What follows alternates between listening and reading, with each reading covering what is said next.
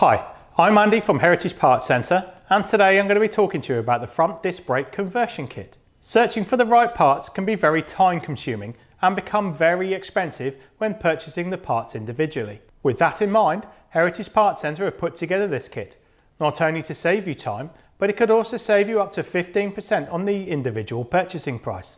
The front disc brake conversion kit is for vehicles which are manufactured from 1967 onwards with the 4x130 stud pattern. The kit includes a pair of discs, a pair of calipers with brake pads, a pair of spindles, the wheel bearings for both sides, a pair of brake hoses and fittings. You'll need to reuse the original centric bushes, thrust washers and locking nuts when fitting. I would also take the opportunity to drain your brake fluid and replace with fresh. Once you've fitted the kit, please ensure that you get your wheel alignment checked. For further information on the front disc conversion kit, please see our website.